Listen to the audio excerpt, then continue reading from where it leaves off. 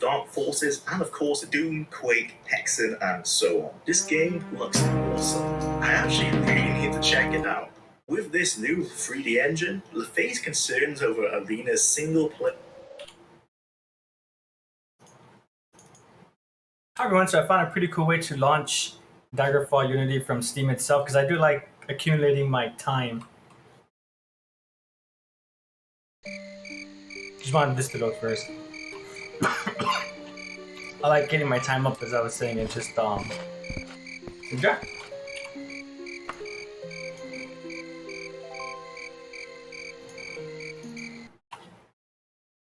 Of movement were removed. They now had the tools necessary to create the Elder Scrolls of their dreams. Okay, up until this point, all the information given in this video is pretty much common knowledge for the hardcore Elder Scrolls fans like myself. But wanting to do this series right, we've been on a journey back in time. I've been trawling websites deep down in the web archive rabbit hole. During my adventures into the glamour of the late 90s internet, I have discovered a gem. An essay by fellow Elder Scrolls fans, Frank Shaw and Moritz Ernst Jacob. I'm sorry if I butchered those pronunciations.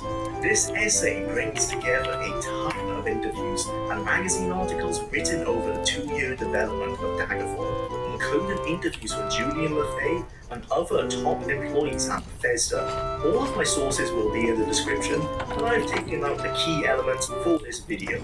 After Arena's release, lead designer Ted Pearson immediately began working on the story for the second Elder Scrolls game. Inspired by English literature such as Hamlet, he aimed to develop a plot that would unfold more and I want to leave in the morning time. So my plan is to want to sell off those weapons that I have. Unfortunately, none of the stories here is going to help me. Raw journal supply stores. Well, except for this place, but not really the kind of gear that I need to sell. I'm hoping that the next city will have something I need. If not, then I'll just fast travel after that.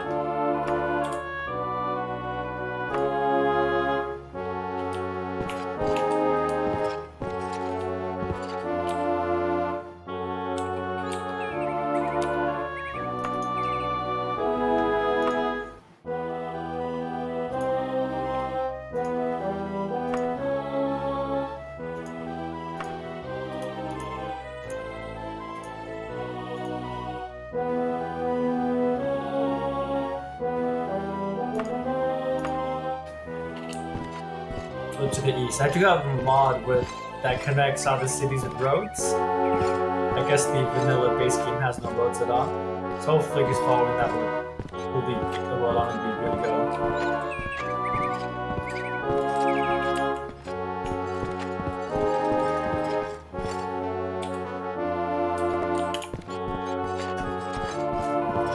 Throughout the next 2 years. Additional inspiration, especially for quests, came from a Dungeons & Dragons campaign that Peterson and his co-workers were playing around the time.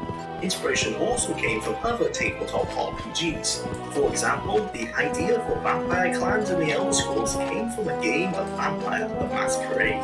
Peterson aimed for a pen and paper-like RPG experience, with a story that wasn't determined from the beginning, but would change according to your decisions, like a complex series of adventures leading to multiple resolutions.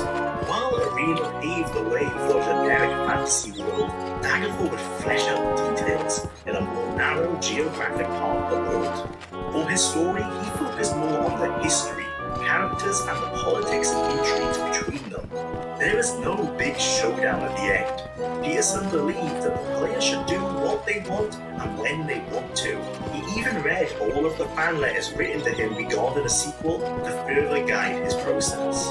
The team were working hard on creating content for Daggerfall, and already by summer 1994, they could present the first results at that year's CES convention. An early idea set the game in and around Warport, the capital city of Morrowind province, but this was soon scrapped with the new location of the Iliad Bay and its surrounding countries. Daggerfall had no solid amount announcement as is typical today. Instead, information was leaked every now and then, and until Bethesda decided that Daggerfall was showable enough to make more buzz around it.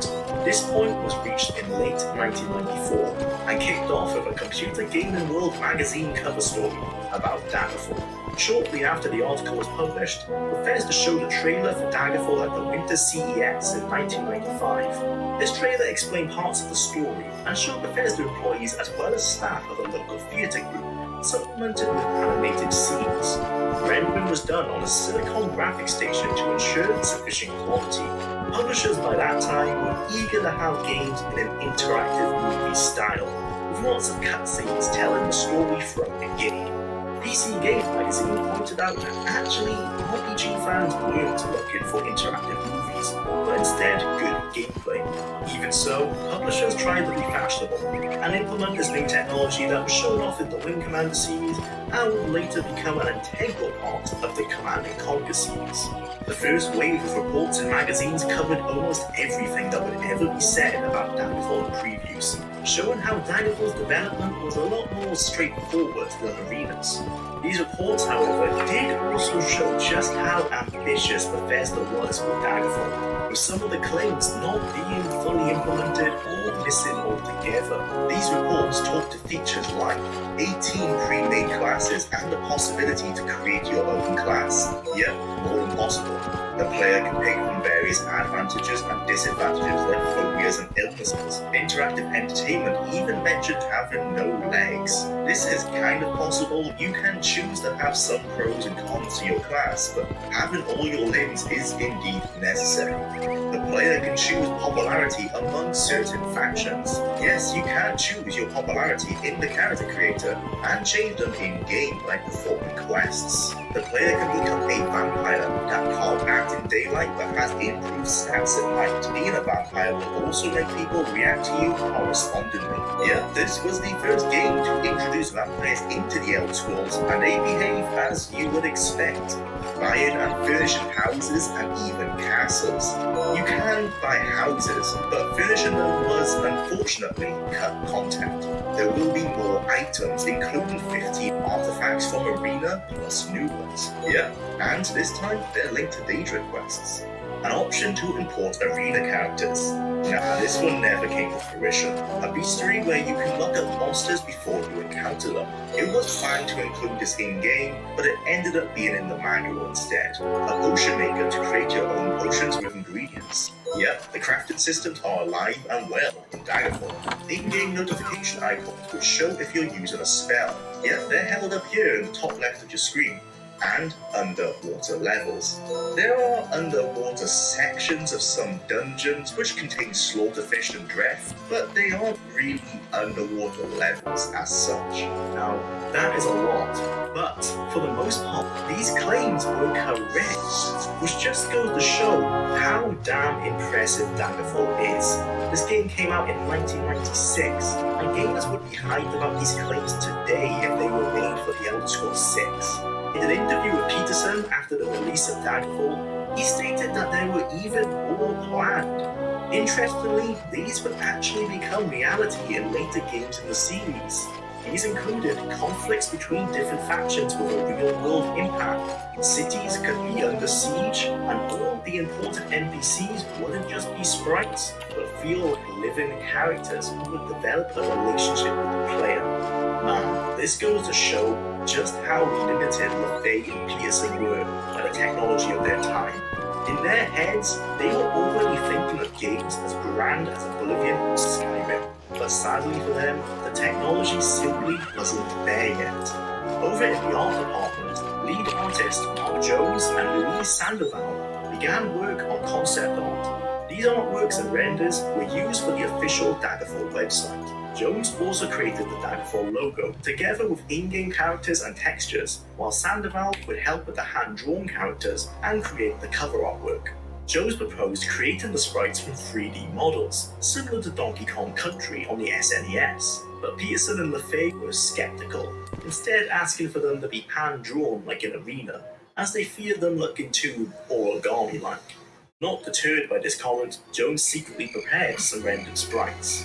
When he showed them to LaFay and Peterson, they were amazed and allowed him to proceed with the renderings. Even so, a great deal of the sprites were already drawn by hand, resulted in Daggerfall having a mix of rendered and hand-drawn graphics. Mark Jones described his impression of Daggerfall's art style as mixed, but not surprising due to the fact that over 2 years of development, only about 3 artists remained in Bethesda, with high employee turnover meaning that 20 different artists worked on Daggerfall. Every now and then, Bethesda presented a new promotional box cover for Daggerfall. Let's be honest here, box art from the 90s definitely has a unique feel to it. I'm not saying this doesn't look sick, because it does, but could you imagine Skyrim being designed like this? The first artwork was given to Computer Game World for the January 1995 issue, followed by the cover art in the CES cinematic, with another cover for the Interactive Entertainment issue 19, as well as a cover used in an interactive demo. Is this real time hour? Oh. Uh-oh.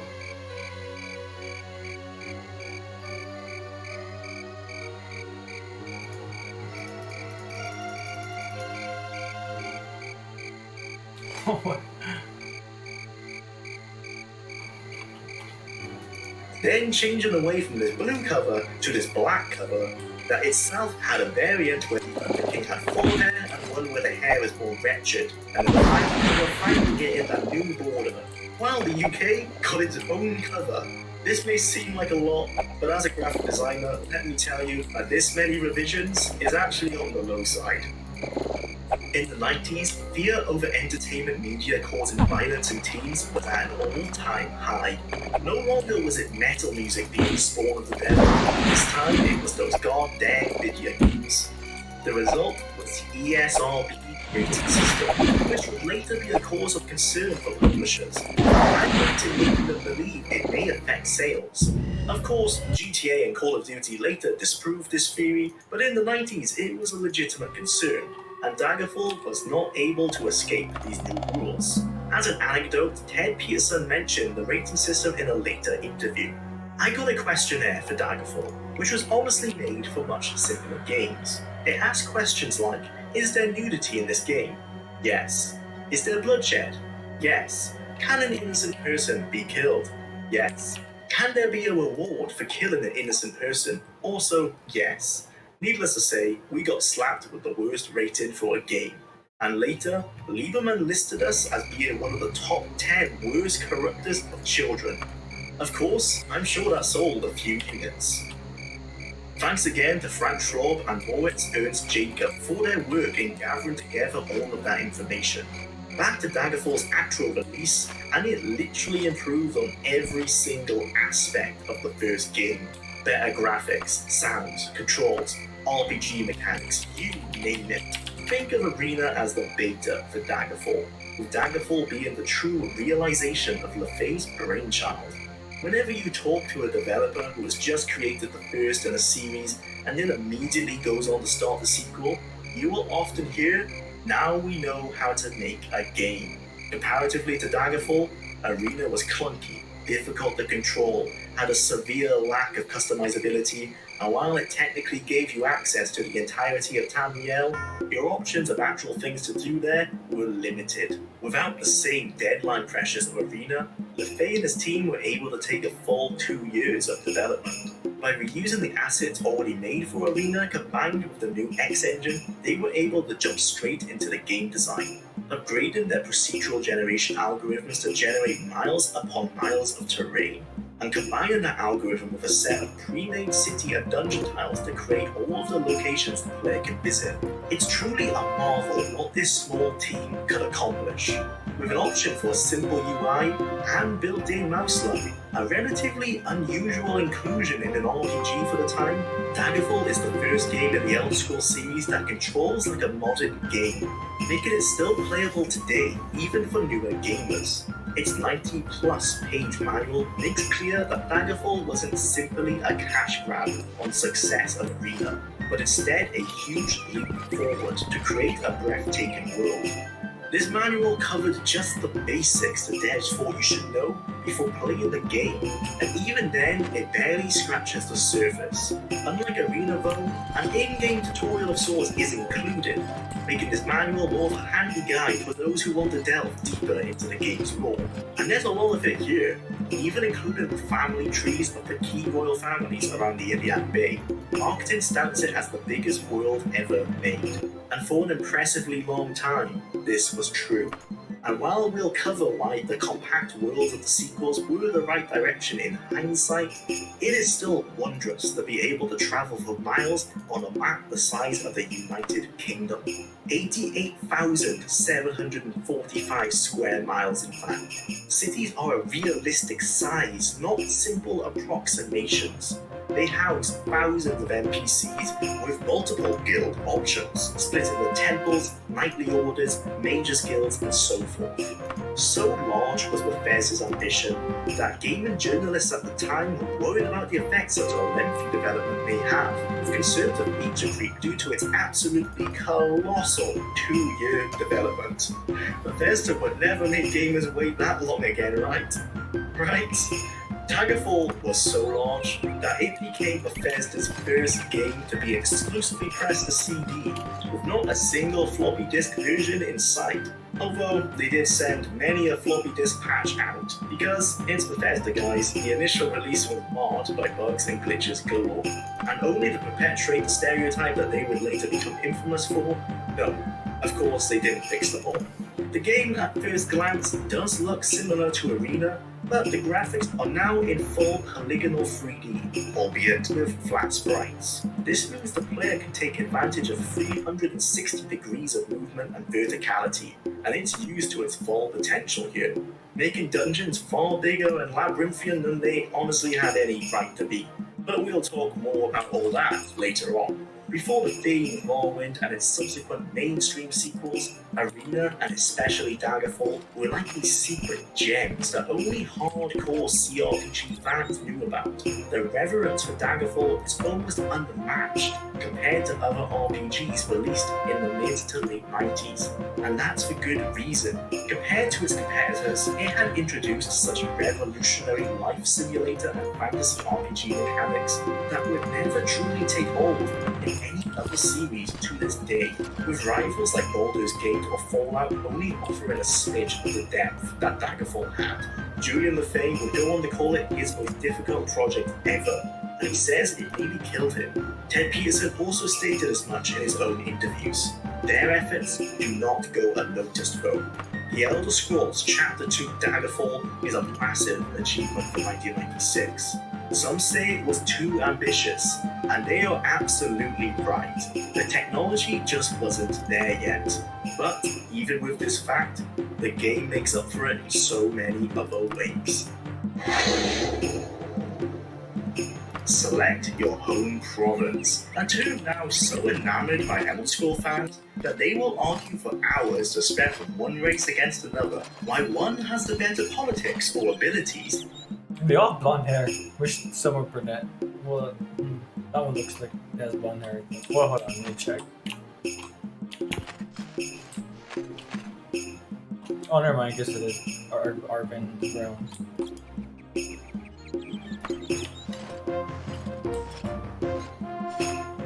Excuse me, I said they, I meant the woman. That sounded rude. That's weird. I mean, pardon.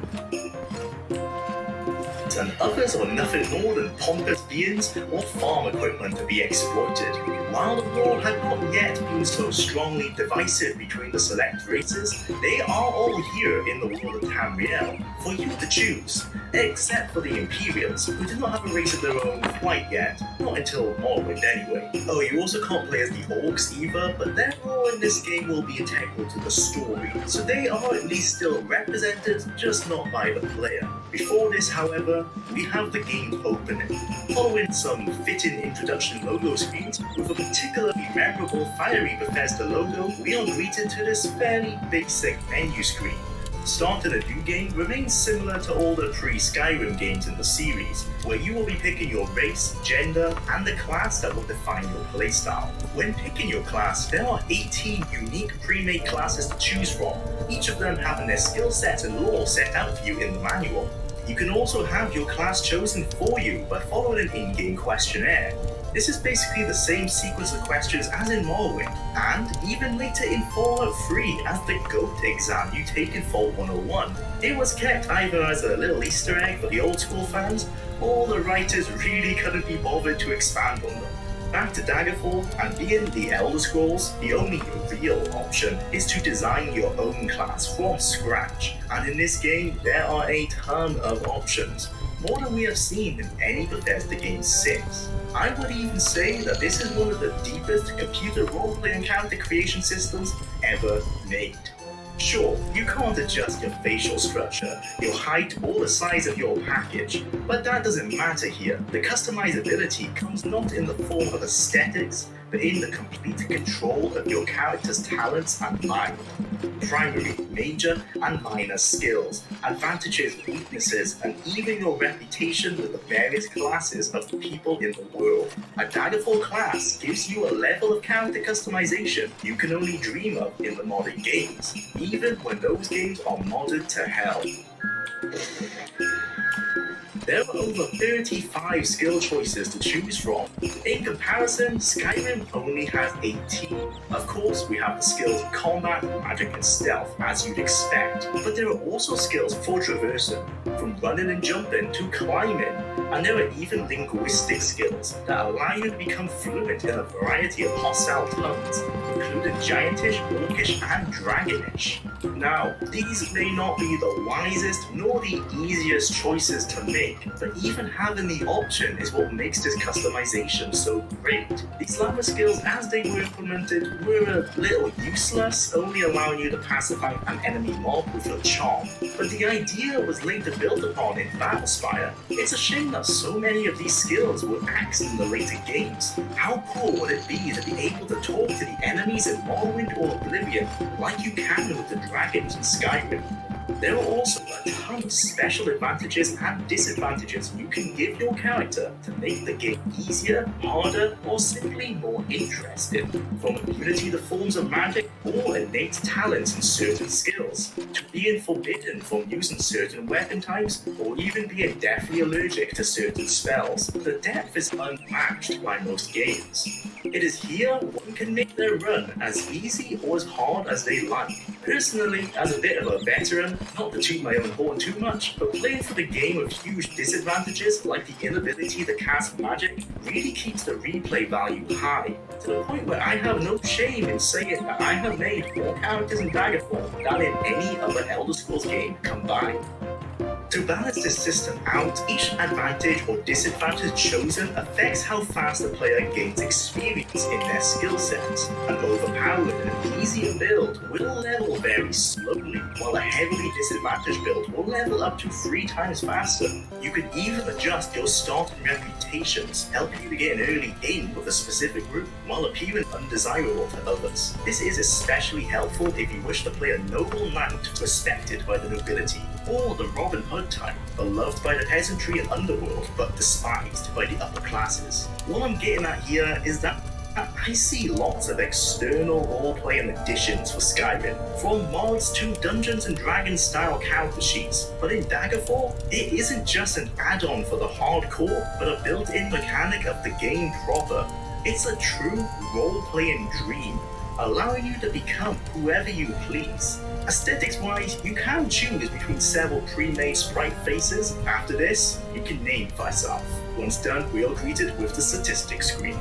Being influenced by early tabletop RPGs, Daggerfall uses a dice roll system of stat allocation, where the player must roll and re-roll their stats until they are satisfied with the outcome. With enough patience, it is possible to get some crazy beginner stats on this screen, allowing your first few hours of gameplay to be much easier than they may have been otherwise. After buffing the particular skills you want to specialize in the most, we finally pick our reflex adjustment. This isn't something you'll see in modern games, but it exists almost as a version of a difficulty slider. Slower reflexes allow new players or simply slower gamers to choose an option that makes combat easier but nerfs how fast you level up as a result. For any experienced gamer, and I use that term quite lightly when it comes to these choices, I recommend high or very high for the most modern, fast-paced feeling result.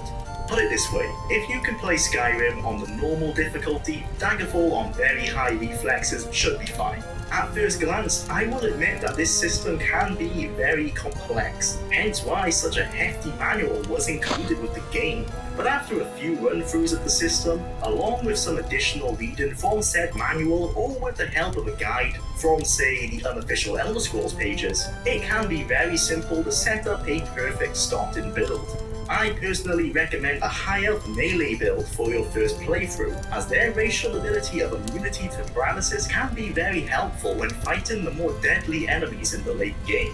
Daggerfall's in-depth role-playing character creation is in stark contrast to Skyrim's wider but more shallow approach, forcing the player to enact restrictions upon themselves as they all slowly conform to the same warrior-made stealth archer build. For some, that may be fun, but I like to roleplay in my role-playing games, and Daggerfall's systems embodies that gameplay style the best. One of the most interesting mechanics that sadly didn't survive Todd's wrath was the ability to traverse terrain on a vertical plane. Not just with levitation, but via climbing too, making Daggerfall the only Elder Scrolls where you can roleplay Spider-Man or an Assassin's Creed ancestor. I'm actually playing an Assassin's Creed inspired playthrough right now, and let me tell you, committing a crime and escaping the town guards by climbing the nearest building and jumping along the rooftops is a level of freedom I didn't even know I wanted in an Elder Scrolls game. Once our character has been created, it's time for some story exposition with a classic full motion video introduction. Here, Emperor Uriel Septim, yes, that very one. I guess toupees were the fashion of choice for the royalty in the Third Era. In a secret meeting, Septim gives you a mission to discover why the recently deceased King Lysandus of Daggerfall is haunting his capital city with a spectral army and a cry for vengeance. As a side quest, there is also a letter or Uriel here sent to the Queen of Daggerfall, but it never arrived. With our missions in hand, the player sets out by ship from the Imperial City, en route to the Iliac Bay. But just as we are nearing the coast of Daggerfall, a freak storm hits, and we find ourselves stuck in a cave with no way out. So, first things first. Yes, this is one of the few Elder Scrolls games where we don't start out as a prisoner. We are instead one of the Emperor's close friends. However, that doesn't mean the game doesn't start with a dungeon. Unlike Arena, we are thankfully given some basic tutorials here, making this first encounter with the game's dungeon crawling a little bit easier. When it comes to dungeons and combat, this tutorial section is in part setting you up for about 60% of the game. While I wouldn't call Daggerfall a full-blown dungeon crawler, this aspect of the game is a hefty one. To balance this reliance on dungeons, they have made them more than worth your while, with loot being positively dripping off of most enemies you fight, and can even be found in piles on the floor. Hallways, caverns, large open chambers, throne rooms, and 100-foot drops into a watery chasm. All this and more can be linked together by the procedurally generated dungeon algorithm, making each dungeon unique. Each one feels like there will be something different at every turn, albeit all with the same dark and grimy aesthetic, which combined with the Goliath sizes can make these things a bit of a chore to fully explore. An auto-generated 3D map is given to you to help you traverse these mazes, and while it may not look like it would help much at first glance, when you realize that these dungeons can be 10 plus floors tall, you soon realize that a map like this is really the only way they could give the player this information. The map helps, and teleportation spells soon become invaluable in finding the exit, and due to their random nature, especially when it comes to their loot, unlike in Morrowind, Oblivion, and Skyrim, you need not worry about missing a special hidden piece of treasure if you don't fully explore them. Instead, you can concentrate on completing whatever quest or goal brought you there, and then focus on getting the hell out. Because of their size, I think it's recommended that you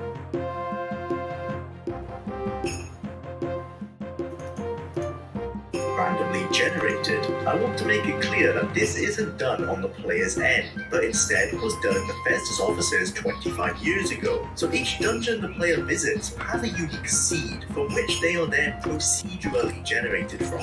This may all sound confusing, but basically it means that on multiple playthroughs you can slowly start to learn the layout of the dungeons, as they will be the same on each playthrough. But as they were originally randomly generated during their creation, all the flaws I mentioned relating to this still stand. The randomly generated dungeons can be dauntingly large at first glance, grow into seemingly endless limits, and the handcrafted dungeons, such as Privateer's Hold here, don't skimp on the size either, often mixing in complex puzzles that I have no shame in admitting that I needed more than a few online walkthroughs to help me figure out. Due to the random nature of their creation, all the non-story dungeons can be susceptible to areas that can be difficult or even impossible to reach. Between broken puzzles, hidden doorways, or areas requiring water breathing or levitation to even hope of reaching. Another problem is the monotony of them all. Sure, there are different wall textures, but other than the rare pieces of open geometry, they can be painfully boring, lacking the clutter and objects that help to bring dungeons to life in the later games. I will say that the story dungeons actually fare better in this regard, regularly containing rooms that you would expect in their environments, including bedrooms, broom closets, and demonic ritual areas. With all that said, honestly, dungeons can be too big and frustrating for their own good. Personally, I recommend using the smaller dungeon option in the Unity version of the game. This makes them much less intimidating and frankly more fun. It turns a 2-hour-long dungeon slog into a short 20-minute adventure, which actually promotes exploration in my opinion, as you're no longer worrying about whether you're heading in the completely wrong direction and wasting your time. I will say, while the story dungeons can also be very large, because of their handcrafted nature, they are far more fun to explore and complete. On to combat, and I'll say it can feel clumsy at first. The system is entirely dice roll based, with the animated enemy attacks and your weapon swings being simple visual indicators and nothing more. While it may look like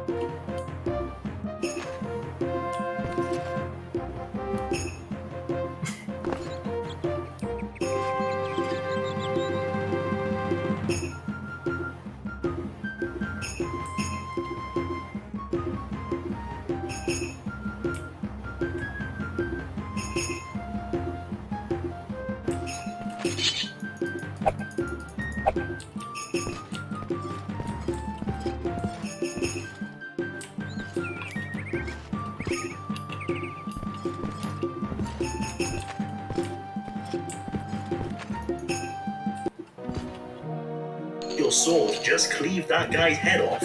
If the game instead plays a whooshing noise, then sorry, but you missed.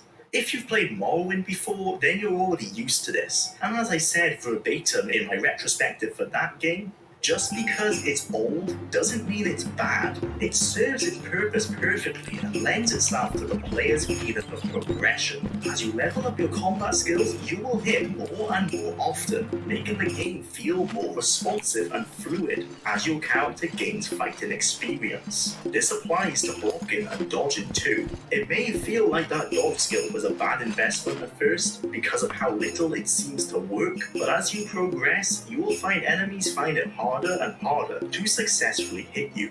The combat also uses a method of control that isn't seen too often nowadays, with your weapon of choice being controlled by a swing of your mouse. These wavy mouse controls can feel cumbersome at first, but seeing as games like Mountain Blade, Kingdom Come Deliverance, and Chivalry still use systems similar to the one implemented here, it isn't really fair to say that it's outdated per se. Although I myself turned it off in the Unity settings to make the game feel a bit closer to the later games in the series. I'm gonna be straight with anyone here who hasn't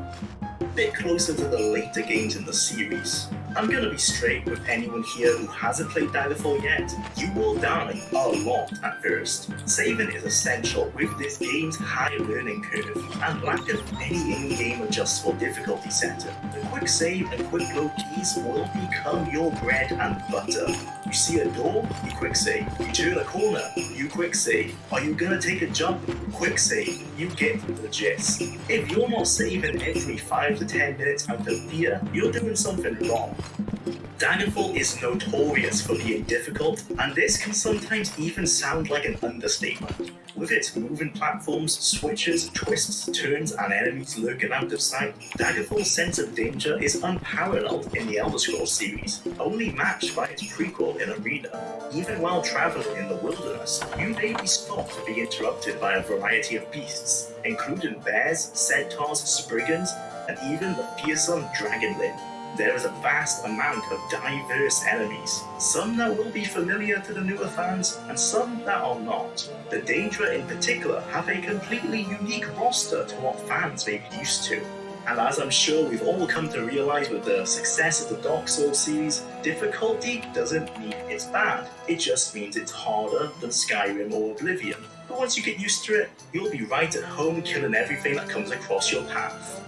As you make your way through this first dungeon, slowly learning the quirks and controls of this classic, it is likely that you will level up. Later becoming a defining system within the franchise, Daggerfall introduced a complete leveling overhaul over the standard experience-based system from Arena. Rather than gaining a new level and speccing into your skills from there, you instead level up your skills by actually using them, like real life in a way. If you swing a sword enough times, you'll eventually get better at swinging said sword. Once a certain amount of these skills have improved, you level your main level upon resting, and then earn several points to bolster your attributes. If you played Morrowind or Oblivion, you should feel right at home with this system. One thing to keep in mind is that in Daggerfall, you cannot master every skill. Instead, you are limited to having only one skill at 100% level. All the other ones will eventually max out at 95%. Home of this system. One thing to keep in mind is that in Daggerfall, you cannot master every skill. Instead, you are limited to having only one skill at 100% level. All the other ones will eventually max out at 95%. While this leveling system isn't anything new by today's standards, at the time, I'm sure it must have breathed a breath of fresh air into the RPG scene, when experience bars would have been dime a dozen. Finally, after battling our way to the surface, we can exit Privateer's Hold and find ourselves into the beautiful tundra of Daggerfall Province during the winter months. From here, we are free to do anything. It brings a great sense of discovery. This is what ties all Bethesda games together, and Daggerfall is no different. While every player completes the same first dungeon, after that, the rest is completely up to them. There is an enormous number of paths for the player to go. Once you finally reach the end of the starting dungeon, the game proper opens up. And boy oh boy, do I mean opens up. Daggerfall is the closest the Elder Scrolls ever got to true medieval fantasy life simulation. Run for hundreds of miles just to see what you come across. Find a town and sell off your loot. Buy yourself a big old cart, and now you can carry even more loot. Join a guild, or a temple, or even a knightly order. Complete quests, earn money. Wait, I could buy a cart. Oh no, I regret going to that bank. Where do I buy a cart? Buy better gear, learn spells, create your own spells, enchant your gear, talk to kings and queens, or seek to fulfill your psychopathic tendencies and murder the local populace. And then join the Dark Brotherhood to make it legit. If murder's not your thing, why not become a kleptomaniac and make your money the nefarious way with the Thieves Guild? Are you being chased by the local guards? Well, it's time to do a Ubisoft and climb some walls and jump across some rooftops. If you're more of the magical sort, why not levitate the fast heights? Then realize you forgot your horse, so why not take them with you too? Stash your 200 kilograms of gold into the bank and consider buying a house, only to realize that Iliad Bay has one hell of a housing crisis going on, so why not take out a loan? Sure, if you don't pay it back, they'll send out the loan sharks after you, but that doesn't matter, because you used the money to buy a boat, and I highly doubt the Empire is funding an extensive coast guard.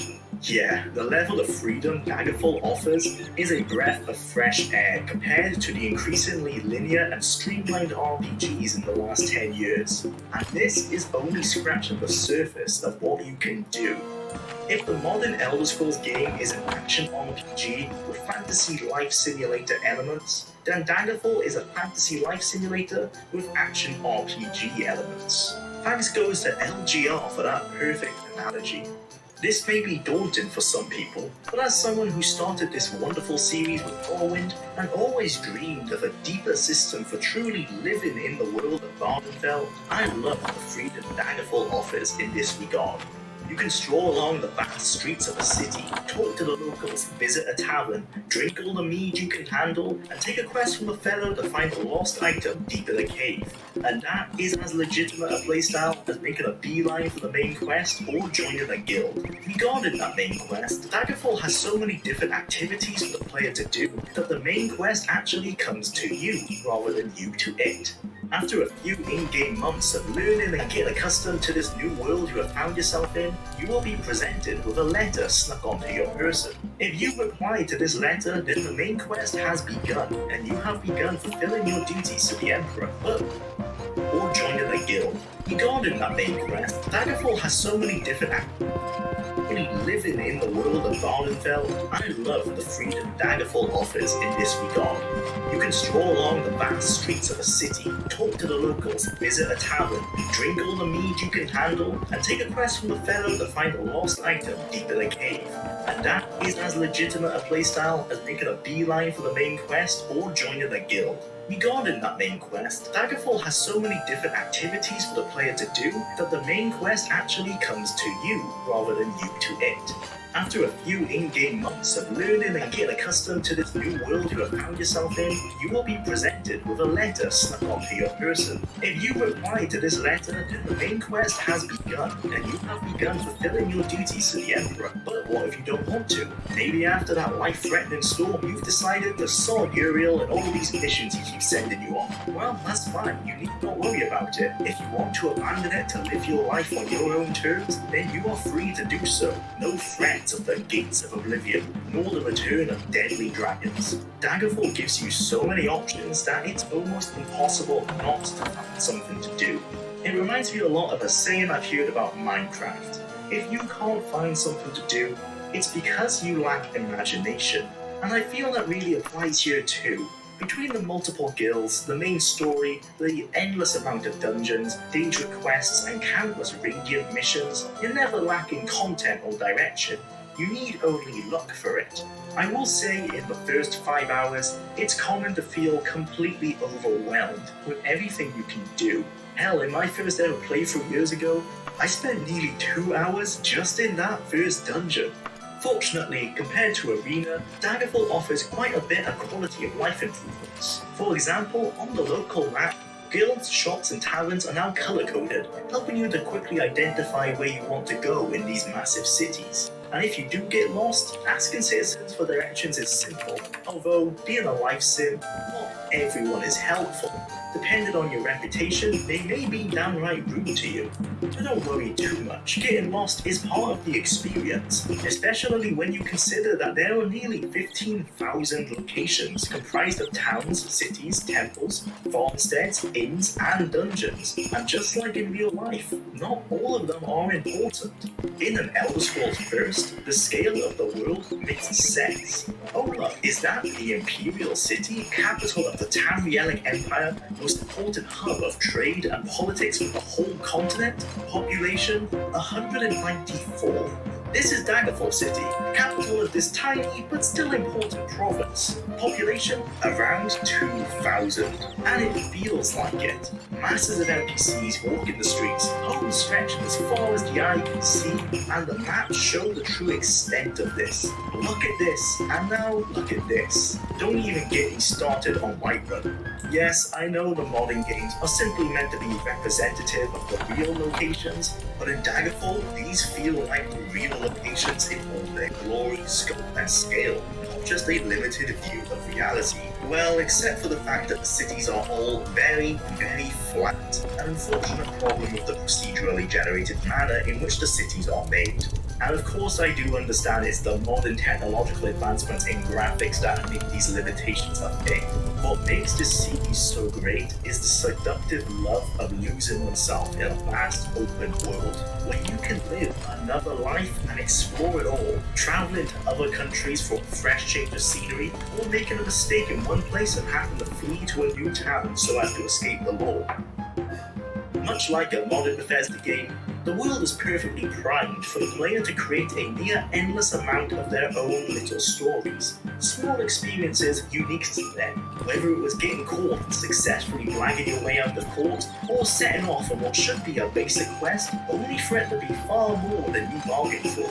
The world has a great way of feeling far bigger than you, full of secrets that you would never discover. This humongous world, with its limitless gameplay options, helps to leave an impression that in some ways its smaller but better received sequels have never made since. For the longest time, Daggerfall held the Guinness World Record for the largest single-player world. Oh, I'm not supposed to talk to the... Interesting. World ever developed, featuring vast terrain including mountains, forests, plains, tundra, deserts, islands, open ocean, and tranquil bays. It's difficult to truly grasp how immersive the world feels until you actually play the game. Just looking at it here, it may just look like an outdated 3D world. But when you're there, completing quests, really living the life of an adventurer in High Rock and Hammerfell, it pulls you in only as an Elder Scrolls game can. Sure, you need some rose-tinted glasses to look past most of the limitations of a game designed in 1996, but a lot of features are so unique to Daggerfall that they don't feel as old as you might think. One aspect that hasn't aged a day is the ambience, a word that Indigo Gaming used beautifully to summarize what makes Daggerfall feel so cozy to play. By the way, he has some great videos on this game, so go check them out. But I'll paraphrase the key points from Indigo. So go check them out. But I'll paraphrase the key points regarding ambience here. There is always a sense of fable and imagination surrounding every location you find yourself in. The same classic medieval fantasy feel one evokes when playing a tabletop game of Dungeons & Dragons, or when watching a classic like Excalibur or Henry V. From peaceful farms to ghostly witches' covens, Daggerfall's sense of both visual and audio ambience instantly transports you to its world, immersing you into an environment that on the surface level shouldn't be able to. Graphically, the game cannot even compare to 2002's Morrowind, never mind Oblivion or Skyrim. yet its atmosphere can pull you in just as well as those titles. If Bethesda has one talent that bands all of their fan-favorite releases together, it would be their mastery over ambience and atmosphere when it comes to world design. Don't think you're only limited to playing in your human or elven form, however. As a series first, you can also contract various life-altering diseases that give you unique powers and abilities. Of course, this is vampirism and lycanthropy, as seen in Morrowind and Skyrim. But there's one more in Daggerfall too, where you can become a werewolf. These three forms are the ultimate mode of roleplay, as they come 1,000? No! All that searching.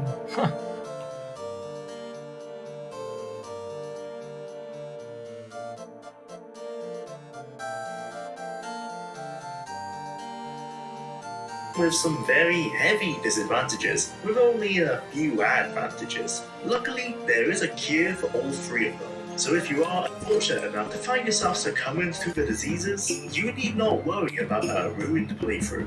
Vampires even come with unique bloodlines and quests tied to them, a style of play that was expanded upon in Morrowind, but then sadly abandoned after that. For the lore fans out there, Giasim, the Daedric Prince, can bestow upon you his unique ring, giving you the power to transform into a werewolf at your own discretion, which brings us onto the Daedric artifacts. These were already a thing in Arena, but now they have more lore attached to them and they're tied to unique Daedric quests, a format that has stuck with the series since. These artifacts vary from deadly weapons to books that can instantly improve your stats. Summoning said princes requires the player to discover hidden covens of witches, or contact the various guild-specific summoning experts, but you must do it on a certain day. For the Daedric Lords are very particular about when they may be summoned to the mortal realm. Later in this analysis, I will be taking a deeper look into these quests as well as the various factions and guilds of the Iliad Bay. The only downside, or upside depending on how you see it, is that this game does demand a lot of your time. A normal playthrough can easily rack up over 50 to 100 hours, especially if you're keen to advance through the guilds. This may not sound like a lot to many of you, but it is something to still keep in mind. One thing is for sure though, gamers in 1996 were definitely getting their money's worth in terms of replayability. I've made it clear how massive this world is, so of course a fast travel system is essential, and even this is much deeper compared to the later games. On the surface, it works like Oblivion's or Skyrim, but includes some mechanics to bolster the roleplay elements. No longer are you teleporting with some unknown amount of time passing. Instead, you know exactly how long and how expensive each trip is, with variables allowing you to change this. Traveling recklessly is faster, but you won't heal your health, magicka, or stamina as you do so. Staying in inns is more expensive, but does allow that passive healing, and you will be ambushed by the monsters during your trip that may take a fancy at your juicy flesh if you were to risk camping in the wild. And traveling by land or ship will drastically change the length of your journey. If you're traveling to Sentinel from Daggerfall, for example, it is far faster to sail over the ocean as the crow flies than it is to take a month-long trip around the coastline on foot. This isn't just window dressing either, as most quests will be time-sensitive, with limits ranging from a few days to an entire year. So you need to take your travel time into account, or you may just find yourself completing the quest and traveling back to claim your reward, only to arrive too late and instead miss out on that sweet money. This may all sound great, but there is one main side effect of this staggering amount of content by even today's standards, and that is that a large bulk of this world was made possible through procedural generation, leading it to feel generic and empty outside of those key locations dotted on your map. This is especially true when you compare it to the smaller scale sequels. Unity mods have gone a long way in addressing these issues, with modifications like warm ashes, roller blowers, and faster real-time traveling, making traversal in this massive world a more modern and interesting affair than the fast travel system that the game released with. It was, in part, this procedural generation that would go on to cause a rift within Bethesda, with some of Daggerfall's developers wanting the series to become more roguelike in nature, capitalizing further on the more advanced procedural generation algorithms and their limitless quest systems. After some internal staff movements and the departure of key members from the Daggerfall team, Bethesda instead focused on smaller, static worlds, with more time spent on finessing the quests and the stories that they told within said world. This led us, of course, to Morrowind and the template for every Bethesda game after 2002. And while my love for Morrowind is as strong as for Daggerfall, I wish Ted Pearson, Julian Maffei, and Eric Heberling all the best with their new project, The Wayward Realms. I, for one, am very excited to see what they have in store for us. You can keep updated with that particular project through their YouTube channel and various social medias. I'll leave a link to that in this video's description. In this part, we're going to be taking a deeper look into the factions, guilds, and the non-story related quests that Daggerfall has to offer. And let me tell you, there are a ton of them.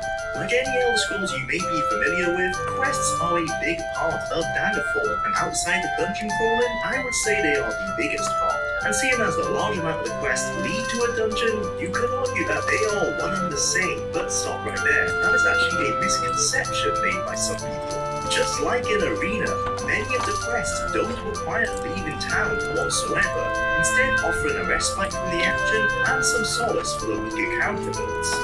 These quests are varied in form, content, and complexity, and can be sorted into several different types of objectives and styles of adventure they will take you on. Besides the major storyline quests, all quests in Daggerfall, except a very select few, use random generation to vary where the player may have to go, who they may have to find, or what they may be looking for. A modern example of these would be the endgame Radiant quests in Skyrim. Although Daggerfall offers a far larger pool of these quests to choose from, and with more varied objectives than the offering from that game. In total, without any quest mods installed, vanilla Daggerfall comes with 227 distinct quests, a pretty hefty number, even when compared to a modern Elder Scrolls game. They are available from several sources and differ wildly in tone, style, and time required to complete them. The main sources of these quests will be from the various guilds and factions in the game. In general, the objectives of the quests will reflect the interest and goals of the quest giver. The overall loop is the same as pretty much any RPG ever, but in Daggerfall there are a few more fail states than you may be used to. The majority go like this. Find an NPC with a quest. Accept said quest, travel to the required location, complete the objective, and then return to the NPC for your reward. You can fail at almost every stage of this. Perhaps you waited too long or traveled too slowly, and now the quest has run out of time, making the traveling worthless and costly. Perhaps the objective is too well defended, or, if you're seriously unlucky, placed in an area you are simply too low level to access. The quest timer may even run out on your way back to the original quest giver. Now that one really hurts. Some quests even